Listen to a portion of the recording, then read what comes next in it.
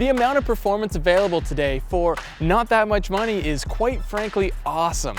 For the small sum of just $30,000, you can get with this or you can get with that.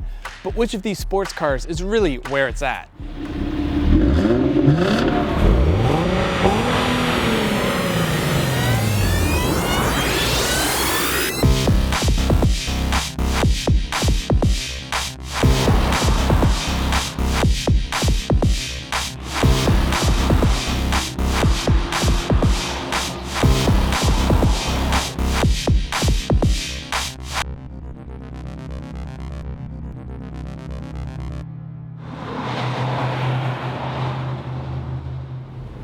Yep, just a hair over 30 grand gets you either a Nissan 370Z base coupe or the Hyundai Genesis 3.8 R-Spec coupe.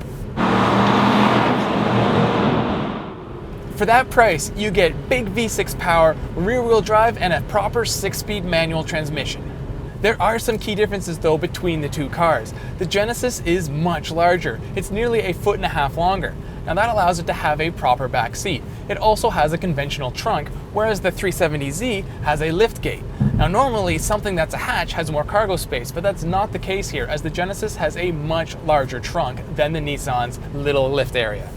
For $30,000, not much comes in these cars, but the Genesis does have a telescopic steering wheel, leather seats, and satellite radio, all features missing in the 370Z. Now the Nissan counters by having HID headlights, push-button start, and smart key entry. For my money though, I'll gladly take an old school twist key if it means I have a telescopic steering wheel. Also included on the Gen Coupe R-Spec are some go-fast goodies like a limited slip rear differential, sportier suspension, larger brakes, and larger 19-inch wheels. Now these are all available on the 370Z, but it requires you stepping up to the Sport package, and that means you have to pony up another $3,500. Under the hood, Hyundai continues to bring the bacon. With a slightly larger V6 engine, the Gen Coupe makes 348 horsepower and 295 pound-feet of torque. Now that's an extra 16 horsepower and 25 pound-feet over the 370Z. This allows the Jenny two-door to pull with authority through all the gears, backed by a nice V6 soundtrack thanks to the intake resonator. Hyundai includes a multi-stage stability control system in this car, which allows the system to be fully disabled. Which is good because when it does kick in, it is far too intrusive and cuts all engine power and applies heavy braking. Overall handling is fairly predictable, even if the steering doesn't really communicate with the driver and lacks feel.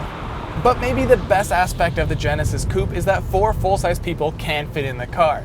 Now, it's not the most comfortable situation to be in, but unlike a lot of other 2+2 coupes, the Genesis can accommodate adults in the back seat.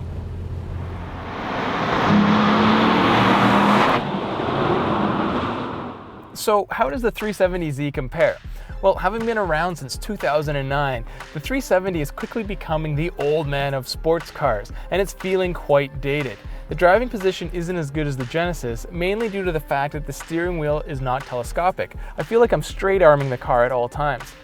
The front seats feel a bit flimsy, and the overall interior design isn't as nice as the Hyundai's. But this car is meant to be driven, so let's get to it.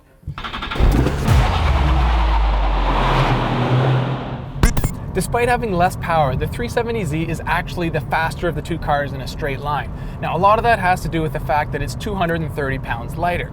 Both engines behave and deliver power in a similar way, but there's a higher redline inside the Nissan, and that lets you really scream out the big V6. Problem is, it's too damn quiet and I can't really hear the engine in the base coupe. The clutch in the 370 is a lot heavier and the take-up point is abrupt. Even changing gears requires more effort, but there is a more confidence-inspiring, reassured click when you get it into gear. And the 370 is set up far better for heel-toe shifting. Overall, this is the better transmission. With less weight and a better weight distribution, the 370Z is the more tossable and fun to drive car. Neither car offers incredible levels of grip, but both can handle a corner without issue and are pretty predictable. The 370 though is just a little quicker to respond and more precise. The 370Z steering is a little looser, but it will firm up as speeds build, and as they build you get more and more feedback through the wheel. Even with me feeling more as one with this car, as an added bonus, since this is the base coupe, the smaller wheels with the higher sidewall tires offer a softer ride, but the lack of performance goodies on this base coupe do hamper it to a degree. Without the LSD, putting power down coming out of a corner is hard as the inside wheel wants to spin. And without the upgraded brakes, a couple of hard stops and fade starts to creep in.